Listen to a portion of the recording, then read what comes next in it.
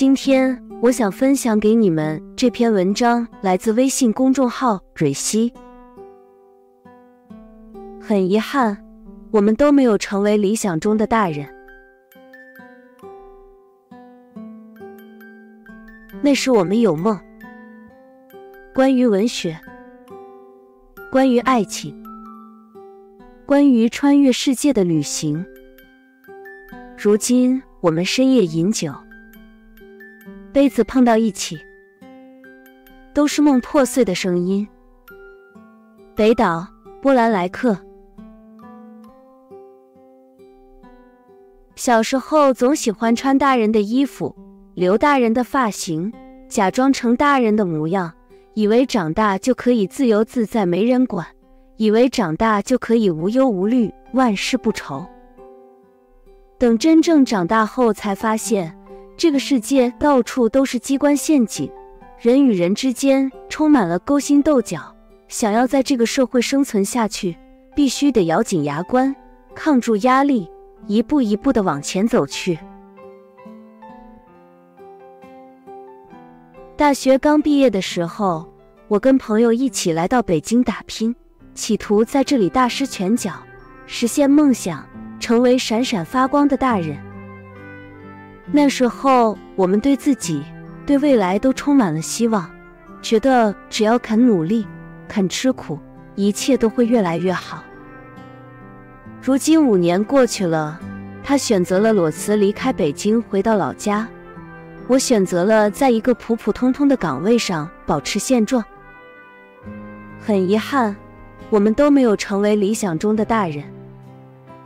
当初那双充满无限希望的眼睛，现在也早已没了任何光芒。每天像个行尸走肉一样，起床，挤地铁，上班，下班，挤地铁，回家睡觉。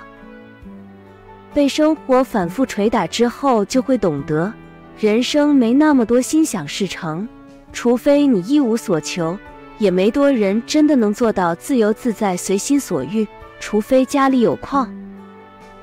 大多数人就是没钱没事，做着普通的工作，在外漂泊思乡。如果可以的话，每个人都希望能过得潇洒一点，说闯荡就闯荡，说离开就离开。可现实往往没那么简单，每种选择背后都要承担一定的代价。朋友去年年底选择裸辞离开的上家公司，原因是跟某个同事关系不和。我当时还劝他说，上班又不是去交朋友的，只要工作干得可以，工资也满意，就先继续待着，别急着裸辞。可他铁了心要走，决定过完年之后再重新找工作。没想到过完年之后，来北京的工作突然变得异常难找。他从2月份就开始投简历，3月份到处面试，可直到5月还没找到一份合适的工作。去面试的工作，要么工资比他之前的还低，要么工作量巨多且需要经常加班，看了一圈下来，竟然都不如上一家公司好。那半年里，他的房租要继续交，社保还不能断，经济压力特别大，日常开销全方位的缩衣节食，连打车也只敢大打拼车。真的是裸辞一时爽，找工作火葬场。后来他实在撑不住了，就选择了回老家考编。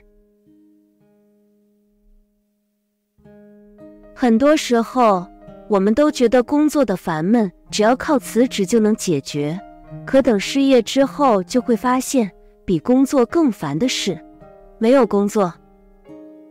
裸辞从来不是工作的解药，它只是一粒止疼片，并不能治病。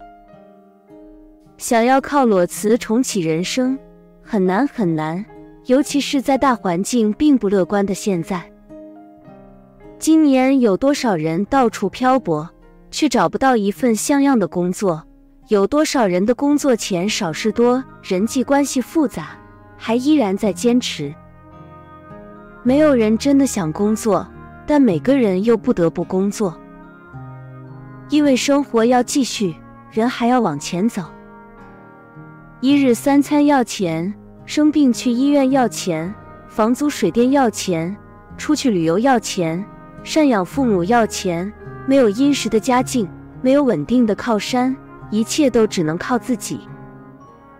罗翔老师说过一段话，直指人心：闯荡社会几年，你就会明白，人没有背景，没有机会，没有贵人，老实说，很难成功。不是靠几句鸡汤就能成功的，成年人的底气都是钱给的。今天写这篇文章，不是想劝所有人都别裸辞，只是想大家多一些参考建议。如果目前的这份工作让你身心俱疲，过于焦虑抑郁，且下定了决心要离开这个环境，那就不用犹豫，坚持自己的选择。毕竟自己的身体和快乐才是第一位的，没有人能真的切身理解你的处境。但如果真的要裸辞，就要做好未来几个月可能找不到合适工作的心理准备。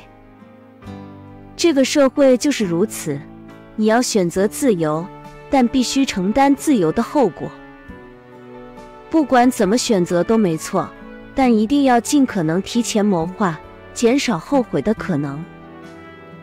每个人都有被工作困住，想要逃离的时候，不用太焦虑，也不必太紧绷。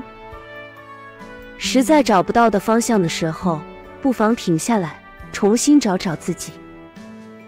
只要自我还没有丢失，生活就永远还有希望。